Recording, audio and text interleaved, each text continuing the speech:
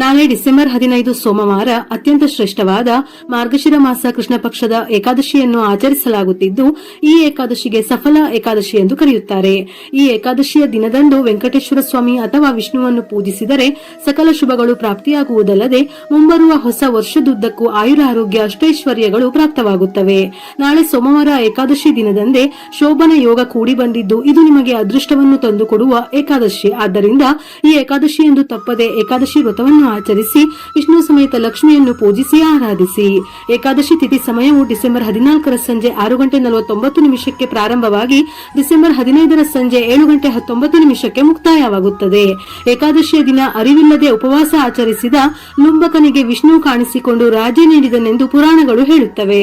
ಅಂದಿನಿಂದ ಲುಂಬಕನು ಸದಾಚಾರದಿಂದ ಆಳ್ವಿಕೆ ನಡೆಸುತ್ತಾ ಜನರ ಮೆಚ್ಚುಗೆಗೆ ಪಾತ್ರನಾದನು. ಅವನ ಮರಣದ ನಂತರ ವಿಷ್ಣುವಿನ ಲೋಕವನ್ನು ತಲುಪಿದನು ಎಂದು ಪುರಾಣದ ಕಥೆಗಳು ಹೇಳುತ್ತವೆ. ಇದು ಸಫಲ ಏಕಾದಶಿಯ ಕಥೆಯ ಸಾರಾಂಶ.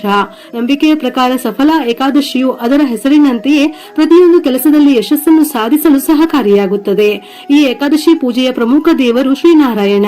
ಹಾವುಗಳಲ್ಲಿ ಶೇಷನಾಗನು, ಪಕ್ಷಿಗಳಲ್ಲಿ ಗರುಡನು, ಎಲ್ಲಾ ಗ್ರಹಗಳಲ್ಲಿ ಚಂದ್ರನು, ಯಾಗಗಳಲ್ಲಿ ಅಶ್ವಮೇಧ ಮತ್ತು ದೇವತೆಗಳಲ್ಲಿ ವಿಷ್ಣುವು ಹೇಗೆ ಶ್ರೇಷ್ಠನೋ ಅದೇ ರೀತಿಯಲ್ಲಿ ಏಕಾದಶಿ ಉಪವಾಸವು ಎಲ್ಲಾ ಉಪವಾಸಕ್ಕಿಂತ ಶ್ರೇಷ್ಠ.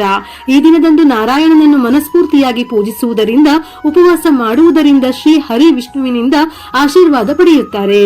ನಾಳೆ ಸ್ನಾನ ಮಾಡಿ ಶುದ್ಧರಾದ ಮೇಲೆ ಹಳದಿ ಬಣ್ಣದ ಬಟ್ಟೆಗಳನ್ನು ಧರಿಸಿದರೆ ನಿಮ್ಮ ಜಾತಕದಲ್ಲಿರುವ ದುರಾದೃಷ್ಟವೆಲ್ಲವೂ ನಿವಾರಣೆಯಾಗಿ ಅದೃಷ್ಟವು ಪ್ರಾಪ್ತಿಯಾಗುತ್ತದೆ. ಹಾಗೆಯೇ ಜಾತಕದ ದೋಷಗಳಿಂದ ತೊಂದರೆ ಪಡುವವರು ನೀರಿಗೆ ಸ್ವಲ್ಪ ಅರಿಶಿನ ಬೆರೆಸಿ ಸ್ನಾನ ಮಾಡಿದರೆ ಜಾತಕದಲ್ಲಿರುವ ದೋಷಗಳೆಲ್ಲವೂ ತಕ್ಷಣವೇ ದೂರವಾಗುತ್ತವೆ. ಮನೆಯನ್ನು ಶುಭ್ರಗೊಳಿಸಿ ಮನೆಯಲ್ಲಿ ಅರಿಶಿನದ ನೀರು ಅಥವಾ ಗೋಮೂತ್ರದ ನೀರನ್ನು ಸಿಂಪಡಿಸಿ ನಾಳೆ ತಪ್ಪದೆ ಹೊಸ್ತಿಲಿಗೆ ಅರಿಶಿನದ ಲೇಪನ ಹಚ್ಚಿದರೆ ಶ್ರೇಷ್ಠ.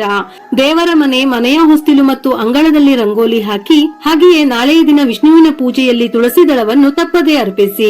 ಏಕಾದಶಿ ದಿನ ಒಂದು ಎಸಳು ತುಳಸಿ ದಳವನ್ನು ಅರ್ಪಿಸಿದರೂ ಸಾಕು, ವಿಷ್ಣು ಸಂತೃಪ್ತನಾಗಿ ಸಕಲ ಇಷ್ಟಾರ್ಥಗಳನ್ನು ನೆರವೇರಿಸುತ್ತಾನೆ. ನಾಳೆ ಮನೆಯ ಮುಖ್ಯ ಬಾಗಿಲಿಗೆ ಅರಿಶಿನದ ಲೇಪನದಿಂದ ಸ್ವಸ್ತಿಕ್ ಚಿಹ್ನೆ ಹಾಕಿದರೆ ಒಳ್ಳೆಯದು. ನಾಳೆಯ ದಿನ ವೆಂಕಟೇಶ್ವರ ಸ್ವಾಮಿ ಅಥವಾ ವಿಷ್ಣು ಸಮೇತ ತಾಯಿ ಲಕ್ಷ್ಮಿಯನ್ನು ಆರಾಧಿಸಿ ಪೂಜಿಸುವುದು ಅತ್ಯಂತ ಶ್ರೇಷ್ಠ. ವೆಂಕಟೇಶ್ವರ ಸ್ವಾಮಿ ಅಥವಾ ವಿಷ್ಣುವಿನ ಫೋಟೋ ಅಥವಾ ವಿಗ್ರಹಕ್ಕೆ ಗಂಧ ಲೇಪಿಸಿ ಕುಂಕುಮದ ಬೊಟ್ಟುಗಳನ್ನು ಇಟ್ಟು ವೆಂಕಟೇಶ್ವರ ಸ್ವಾಮಿಯನ್ನು ಹಳದಿ ಬಣ್ಣದ ಸೇವಂತಿಗೆ ಹೂವುಗಳಿಂದ ಅಲಂಕರಿಸಿ ತುಳಸಿ ಮಾಲೆಯನ್ನು ಹಾಕಿ, ಇಲ್ಲವೆಂದರೆ ತುಳಸಿ ದಳವನ್ನು ಅರ್ಪಿಸಬಹುದು. ಈ ರೀತಿ ವೆಂಕಟೇಶ್ವರ ಸ್ವಾಮಿಯನ್ನು ಸುಂದರವಾಗಿ ಅಲಂಕರಿಸಿ ದೇವರ ಮನೆಯಲ್ಲಿ 2 ಹಿಟ್ಟಿನ ದೀಪಗಳನ್ನು ಬೆಳಗಿಸಿ. ನಾಳೆ ಬೆಳಿಗ್ಗೆ ಪೂಜೆಯ ಸಮಯದಲ್ಲಿ ಅಥವಾ ಸಂಜೆಯ ಸಮಯದಲ್ಲಿ ಅಕ್ಕಿ ಹಿಟ್ಟು ಅಥವಾ ಗೋಧಿ ಹಿಟ್ಟಿಗೆ ಸ್ವಲ್ಪ ಬೆಲ್ಲ, ಹಸಿ ಹಾಲು, ತುಪ್ಪವನ್ನು ಸೇರಿಸಿ 2 ಹಿಟ್ಟಿನ ದೀಪಗಳನ್ನು ತಯಾರಿಸಿ ದೀಪಕ್ಕೆ ಅರಿಶಿನ ಕುಂಕುಮದ ಬೊಟ್ಟುಗಳನ್ನು ಇಟ್ಟು ದೀಪದ ಸುತ್ತಲೂ ಹೂವು ಮತ್ತು ಗೆಜ್ಜೆ ವಸ್ತ್ರವನ್ನು ಇಟ್ಟು ದೀಪಕ್ಕೆ ಶುದ್ಧ ಹಸುವಿನ ತುಪ್ಪವನ್ನು ಸೇರಿಸಿ 2 ಬತ್ತಿಯನ್ನು ಹಾಕಿ ದೇವರ ಮನೆಯಲ್ಲಿ ದೀಪ ಬೆಳಗಿ ದೀಪಾರಾಧನೆ ಮಾಡಿ. ಈ ಶಕ್ತಿಶಾಲಿ ಏಕಾದಶಿ ದಿನದಂದು ದೇವರ ಮನೆಯಲ್ಲಿ ಈ ರೀತಿ ಹಿಟ್ಟಿನ ದೀಪಗಳನ್ನು ಬೆಳಗಿಸಿ ವೆಂಕಟೇಶ್ವರ ಸ್ವಾಮಿ ಅಥವಾ ವಿಷ್ಣುವನ್ನು ಪೂಜಿಸಿದರೆ ನಿಮ್ಮ ಪೂಜೆಗಳಿಗೆ ದುಪ್ಪಟ್ಟು ಪುಣ್ಯ ಫಲ ಲಭಿಸಿ ಆ ಭಗವಂತನ ಅನುಗ್ರಹ ತಕ್ಷಣವೇ ದೊರೆಯುತ್ತದೆ. ಇನ್ನು ನೈವೇದ್ಯವಾಗಿ ಬಾಳೆಹಣ್ಣು, ಬೆಲ್ಲದ ಪಾನಕವನ್ನು ಅರ್ಪಿಸಬಹುದು ಅಥವಾ ಬೆಲ್ಲವನ್ನು ಸಹ ಅರ್ಪಿಸಬಹುದು.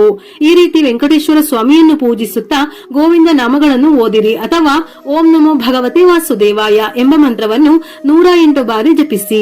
ಇನ್ನು ಸಾಲದ ಬಾಧೆಗಳಿಂದ ತೊಂದರೆ ಪಡುವವರು 11 ಏಲಕ್ಕಿಗಳನ್ನು ಹಳದಿ ದಾರಕ್ಕೆ ಪೊಣಿಸಿ ಆ ಏಲಕ್ಕಿ ಮಾಲೆಯನ್ನು ವೆಂಕಟೇಶ್ವರ ಸ್ವಾಮಿಯ ಫೋಟೋಕ್ಕೆ ಹಾಕಿ ಪೂಜೆ ಮಾಡಿ. ಸಾಲದ ಸಮಸ್ಯೆಗಳೆಲ್ಲವೂ ಕ್ರಮೇಣವಾಗಿ ನಿವಾರಣೆಯಾಗಿ ಆರ್ಥಿಕವಾಗಿ ಸ್ಥಿತಿವಂತರಾಗುವಿರಿ. ಇನ್ನು ಕೊನೆಯದಾಗಿ ವೆಂಕಟೇಶ್ವರ ಸ್ವಾಮಿಗೆ ಕರ್ಪೂರದಿಂದ ಆರತಿ ಬೆಳಗಿ 3 ಪ್ರದಕ್ಷಿಣೆ ಹಾಕಿ ನಮಸ್ಕಾರ ಮಾಡಿ ಈ ಏಕಾದಶಿ ವ್ರತವನ್ನು ಆಚರಿಸುವವರು ಉಪವಾಸವಿರಬೇಕು.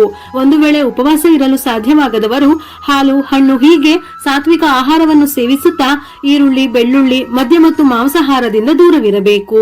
ಇನ್ನು ನಾಳೆಯ ದಿನ ಮಾಡುವ ತುಳಸಿ ಪೂಜೆಗೆ ವಿಶೇಷವಾದ ಪುಣ್ಯ ಫಲ ಲಭಿಸುತ್ತದೆ. ಹಾಗಾಗಿ ಮನೆಯಲ್ಲಿ ದೀಪಾರಾಧನೆ ಪೂರ್ಣಗೊಳಿಸಿ ತುಳಸಿ ಕಟ್ಟೆಯಲ್ಲಿ ದೀಪ ಬೆಳಗಿಸಿ ಪ್ರದಕ್ಷಿಣೆ ಹಾಕಿ. ಯಾರು ಆರ್ಥಿಕ ಸಮಸ್ಯೆಗಳಿಂದ ತೊಂದರೆ ಪಡುತ್ತಿದ್ದಾರೋ ಅಂತವರು ತುಳಸಿ ಕಟ್ಟೆಗೆ ಸ್ವಲ್ಪ ಹಸಿ ಹಾಲನ್ನು ಅರ್ಪಿಸಿ ತುಪ್ಪದ ದೀಪ ಬೆಳಗಿಸಿ ತುಳಸಿ ಕಟ್ಟೆಗೆ 5 ಪ್ರದಕ್ಷಿಣೆ ಹಾಕಿ. ಲಕ್ಷ್ಮೀ ಕಟಾಕ್ಷದಿಂದ ನಿಮ್ಮ ಆರ್ಥಿಕ ಸಮಸ್ಯೆಗಳೆಲ್ಲವೂ ತಕ್ಷಣವೇ ನಿವಾರಣೆಯಾಗುತ್ತವೆ. ನಾಳೆ ಸಂಜೆ ಸಮಯದಲ್ಲಿ ನಿಮ್ಮ ಮನೆಯ ಹೊಸ್ತಿಲ ಹೊರಗೆ 2 ದೀಪಗಳನ್ನು ಬೆಳಗಿಸಿ. ಏಕಾದಶಿ ದಿನದಂದು ಸಂಜೆಯ ಸಮಯದಲ್ಲಿ ಮನೆಯ ಹೊಸ್ತಿಲ ಹೊರಗೆ ದೀಪಗಳನ್ನು ಬೆಳಗಿಸಿದರೆ ಲಕ್ಷ್ಮೀ ದೇವಿ ತಕ್ಷಣವೇ ನಿಮ್ಮ ಮನೆಗೆ ಪ್ರವೇಶಿಸುತ್ತಾಳೆ. ಇನ್ನು ವ್ಯಾಪಾರ ಸಮಸ್ಯೆಗಳು, ಸಾಲದ ಸಮಸ್ಯೆಗಳಿಂದ ತೊಂದರೆ ಪಡುವವರು ವೆಂಕಟೇಶ್ವರ ಸ್ವಾಮಿಯ ದೇವಸ್ಥಾನದಲ್ಲಿ ತುಪ್ಪದ ದೀಪ ಬೆಳಗಿಸಿ 5 ಪ್ರದಕ್ಷಿಣೆ ಹಾಕಿ ನೀವು ಊಹಿಸದ ಶುಭ ಫಲಿತಾಂಶಗಳು ಉಂಟಾಗುತ್ತವೆ. ಹಾಗೆಯೇ ವಿವಾಹ ಪ್ರಯತ್ನಗಳನ್ನು ಮಾಡುವವರು ಈ ದಿನ ವಿಷ್ಣು ಮೂರ್ತಿಯ ಏಕಾದಶಿಯನ್ನು ಭಕ್ತಿಯಿಂದ ಪೂಜಿಸಿದರೆ ಬೇಗನೆ ಕಂಕಣ ಭಾಗ್ಯ ಕೂಡಿ ಬರುತ್ತದೆ. ಈ ದಿನ ಏಕಾದಶಿ ವ್ರತದ ಕಥೆಯನ್ನು ತಪ್ಪದೆ ಕೇಳಬೇಕು. ಕೇಳಿದರೆ ಅನೇಕ ಶುಭ ಫಲಿತಾಂಶಗಳು ಸಿಗುತ್ತವೆ. ಆದ್ದರಿಂದ ಪ್ರತಿಯೊಬ್ಬರು ಕಡ್ಡಾಯವಾಗಿ ಏಕಾದಶಿ ವ್ರತದ ಕಥೆಯನ್ನು ಓದಿ ಅಥವಾ ಕೇಳಿ. ಹಾಗೆಯೇ ಈ ಏಕಾದಶಿ ದಿನದಂದು ಜಾಗರಣೆ ಮಾಡಿ ವಿಷ್ಣು ದೇವಸ್ಥಾನದಲ್ಲಿ ದೀಪಗಳನ್ನು ಬೆಳಗಿಸಿದರೆ 5,000 ವರ್ಷಗಳ ಕಾಲ ತಪಸ್ಸು ಮಾಡಿದಷ್ಟು ಪುಣ್ಯ ಫಲ ದೊರೆಯುತ್ತದೆ ಎಂದು ಮತ್ತು ಇದಕ್ಕೆ ಸಮಾನವಾದ ಯಜ್ಞಗಳು ಇಲ್ಲವೆಂದು ಪುರಾಣಗಳು ಹೇಳುತ್ತವೆ. ವೈವಾಹಿಕ ಜೀವನದಲ್ಲಿ ಸಮಸ್ಯೆಗಳು ಇರುವವರು, ಗಂಡ ಹೆಂಡತಿಯರ ನಡುವೆ ಕಲಹಗಳು ಇರುವವರು ಈ ಏಕಾದಶಿಯಂದು ಒಂದು ಬಿಳಿ ದಾರಕ್ಕೆ ಅರಿಶಿನ ಹಚ್ಚಿ ಬಾಳೆಗಿಡಕ್ಕೆ ಕಟ್ಟಿ ಬಾಳೆಗಿಡದ ಕೆಳಗೆ ದೀಪ ಬೆಳಗಿಸಿದರೆ ನಿಮ್ಮ ವೈವಾಹಿಕ ಜೀವನದಲ್ಲಿನ ಸಮಸ್ಯೆಗಳು ನಿವಾರಣೆಯಾಗಿ ಗಂಡ ಹೆಂಡತಿಯರ ನಡುವೆ ಪ್ರೀತಿ ಅನುರಾಗಗಳು ಹೆಚ್ಚುತ್ತವೆ. ನಿಮ್ಮ ಕೆಲಸಗಳಲ್ಲಿ ಅಡೆತಡೆಗಳು ಎದುರಾಗುತ್ತಿದ್ದರೆ ಅಥವಾ ಶ್ರಮಕ್ಕೆ ತಕ್ಕ ಫಲಿತಾಂಶ ಸಿಗದಿದ್ದರೆ ಈ ಏಕಾದಶಿ ದಿನದಂದು ವಿಷ್ಣು ಸಹಸ್ರನಾಮ ಜಪಿಸಿ ಅಥವಾ ಕೇಳಿ. ಆಗ ನಿಮ್ಮ ಜೀವನದಲ್ಲಿ ಯಾವುದೇ ಅಡೆತಡೆಗಳು ಇಲ್ಲದೆ ನೀವು ಅಂದುಕೊಂಡ ಕೆಲಸಗಳೆಲ್ಲವೂ ಸುಗಮವಾಗಿ ಪೂರ್ಣಗೊಳ್ಳುತ್ತವೆ. ಈ ಏಕಾದಶಿಯಂದು ಬೆಲ್ಲವನ್ನು ದಾನ ಮಾಡುವುದು ಬಹಳ ಶುಭಕರ. ಈ ದಿನ ಬೆಲ್ಲ ದಾನ ಮಾಡುವವರಿಗೆ ಸಂಪೂರ್ಣ ಆರೋಗ್ಯ ದೊರೆಯುತ್ತದೆ. ಹಾಗೆಯೇ ಈ ದಿನ ಬ್ರಾಹ್ಮಣರಿಗೆ ಅಥವಾ ಬಡವರಿಗೆ ಅನ್ನದಾನ, ವಸ್ತ್ರದಾನ ಮಾಡಿದರೆ ಕೋಟಿ ಜನ್ಮಗಳ ಪುಣ್ಯ ಫಲ ಲಭಿಸುತ್ತದೆ. ಈ ಏಕಾದಶಿಯಂದು ಬೇರೇನು ಮಾಡದೇ ಇದ್ದರೂ ನಿಮ್ಮ ಹತ್ತಿರದ ವೆಂಕಟೇಶ್ವರ ಸ್ವಾಮಿಯ ದೇವಸ್ಥಾನಕ್ಕೆ ಹೋಗಿ ಸ್ವಾಮಿಗೆ ತುಳಸಿ ಮಾಲೆಯನ್ನು ಸಮರ್ಪಿಸಿ. ಆಗ ನಿಮ್ಮ ಕಷ್ಟಗಳೆಲ್ಲವೂ ತಕ್ಷಣವೇ ನಿವಾರಣೆಯಾಗಿ ಒಳ್ಳೆಯ ದಿನಗಳು ಪ್ರಾರಂಭವಾಗುತ್ತವೆ. ಮುಖ್ಯವಾಗಿ ಜಾತಕದಲ್ಲಿ ಗುರುಬಲ ಇಲ್ಲದವರು ಈ ಏಕಾದಶಿ ದಿನದಂದು ಬ್ರಾಹ್ಮಣರಿಗೆ ಹಳದಿ ಬಣ್ಣದ ವಸ್ತ್ರಗಳನ್ನು ದಾನ ಮಾಡಿ ಅವರ ಆಶೀರ್ವಾದ ತೆಗೆದುಕೊಂಡರೆ ನಿಮ್ಮ ಜಾತಕದಲ್ಲಿ ಗುರುಬಲ ವೃದ್ಧಿಯಾಗುತ್ತದೆ. ನಿಮ್ಮ ಜೀವನದಲ್ಲಿ ಏನೂ ಇಲ್ಲದ ಸ್ಥಿತಿಯಿಂದ ದೊಡ್ಡ ಮಟ್ಟಕ್ಕೆ ಏರುತ್ತೀರಿ. ನಾಳೆಯ ದಿನ ವಿಷ್ಣುವಿಗೆ ಪಂಚಾಮೃತ ಅಭಿಷೇಕವನ್ನು ಮಾಡಿದರೆ ತುಂಬಾ ಶ್ರೇಷ್ಠ. ಸಾಧ್ಯವಿಲ್ಲವೆಂದಾದರೆ ಪಂಚಾಮೃತ ಅಭಿಷೇಕವನ್ನು ದೇವರ ನೈವೇದ್ಯಕ್ಕೆ ಇಡಬಹುದು. ನಾಳೆ ಹಾಲಿಗೆ ಕೇಸರಿಯನ್ನು ಸೇರಿಸಿ ವಿಷ್ಣುವಿಗೆ ಅರ್ಪಿಸಿ ಪೂಜಿಸಿದರೆ ಸಂಪತ್ತು ವೃದ್ಧಿಯಾಗುತ್ತದೆ. ವಿಶೇಷವಾಗಿ ಈ ಏಕಾದಶಿಯಂದು ಶ್ರೀಯಂತ್ರವನ್ನು ನಿಮ್ಮ ಪೂಜಾ ಕೋಣೆಯಲ್ಲಿ ಪ್ರತಿಷ್ಠಾಪಿಸಿ ಅರಿಶಿನ ಕುಂಕುಮಗಳಿಂದ ಪೂಜೆ ಮಾಡಿದರೆ ಆಕಸ್ಮಿಕವಾಗಿ ಧನಲಾಭ ಕೂಡಿ ಬಂದು ಅತಿ ಬೇಗನೆ ಧನವಂತರಾಗುವ ಅವಕಾಶವಿರುತ್ತದೆ. ಈ ಏಕಾದಶಿಯಂದು ಕರ್ಪೂರದ ಮೇಲೆ 2 ಲವಂಗವನ್ನು ಇಟ್ಟು ಧೂಪ ಹಚ್ಚುವ ಹಾಗೆ ಹಚ್ಚಿ ನಿಮ್ಮ ಇಡೀ ಮನೆಗೆ ಕರ್ಪೂರದ ಹೊಗೆಯನ್ನು ಹಾಕಿ. ಹೀಗೆ ಮಾಡುವುದರಿಂದ ನಿಮ್ಮ ಮನೆಯಲ್ಲಿರುವ ಅಷ್ಟ ದರಿದ್ರಗಳು ದೂರವಾಗಿ ನಿಮ್ಮ ಮನೆಗೆ ಒಳ್ಳೆಯ ದಿನಗಳು ಪ್ರಾರಂಭವಾಗುತ್ತವೆ. ಹಾಗೆಯೇ ಈ ದಿನ ಮಾಡುವ ಗೋಪೂಜೆಗೆ ವಿಶೇಷವಾದ ಪುಣ್ಯ ಫಲ ಲಭಿಸುತ್ತದೆ. ಗೋವಿನಲ್ಲಿ 33 ಕೋಟಿ ದೇವರುಗಳು ವಾಸಿಸುತ್ತಾರೆ. ಏಕಾದಶಿ ದಿನದಂದು ಹಸಿರು ಹುಲ್ಲು, ಬಾಳೆಹಣ್ಣುಗಳನ್ನು ತಿನ್ನಿಸಿ ಪ್ರದಕ್ಷಿಣೆ ಹಾಕಿದರೆ ಬಹಳ ಒಳ್ಳೆಯದು.